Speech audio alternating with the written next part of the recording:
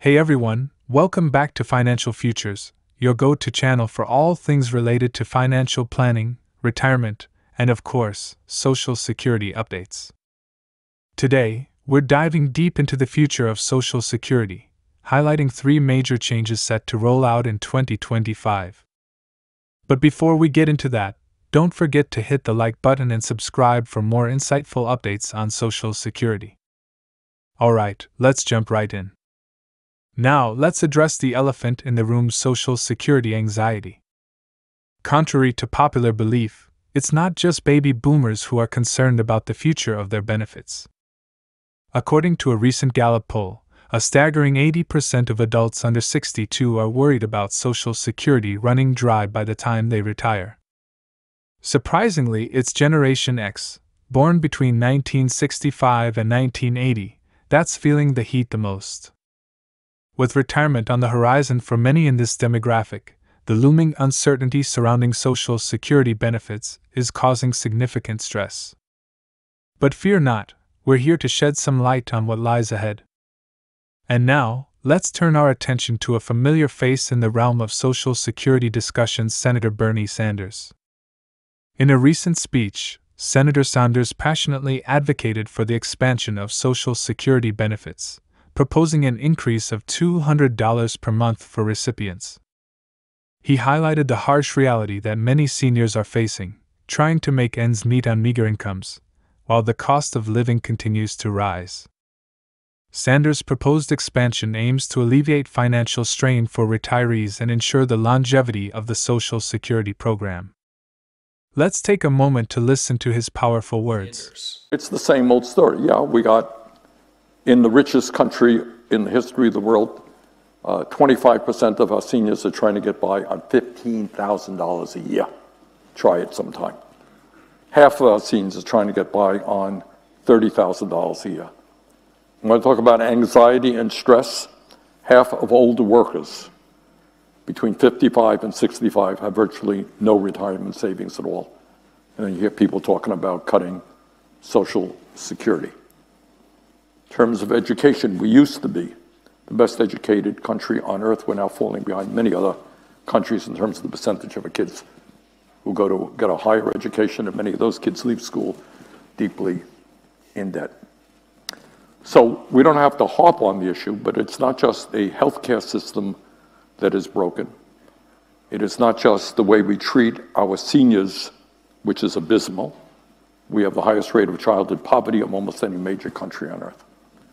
But when it comes to tax breaks for billionaires, not a problem. To folks who say, well, look, we all love Social Security, but we got to save it. The only way to save it is raise the retirement age or cut the benefits, right? What they forget to mention is that right now, if Wendell makes $16 million a year and you make $160,000 a year, you're paying exactly the same amount into the Social Security Trust Fund. So what you have been advocating for years is what we call lift the cap, right? If you lift the cap and you tax all the income of the individual, you know what we could do? At a time, by the way, when the billionaires pay an effective tax rate lower than working class people. If you do that, you can make Social Security solvent for 75 years. So you end the discussion of Social Security not being there for our kids. And the second thing you do is you raise benefits by $2,400 a year. Yeah. All right. And that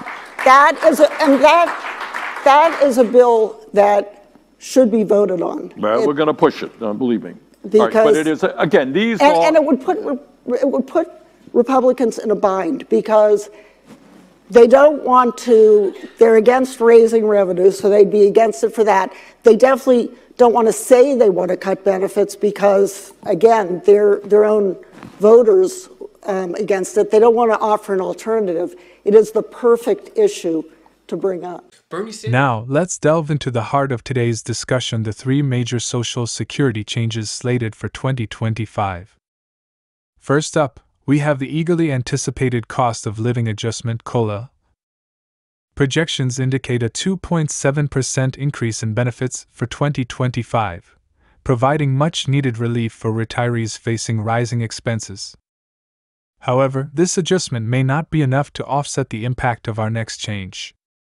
Brace yourselves, folks, because change number 2 involves more money coming out of your paycheck. That's right, some workers will see an uptick in Social Security taxes withheld starting in 2025. Despite widespread misconceptions, Social Security taxes are not levied on all income. Currently, there's a cap on taxable earnings, set at $168,600 in 2024.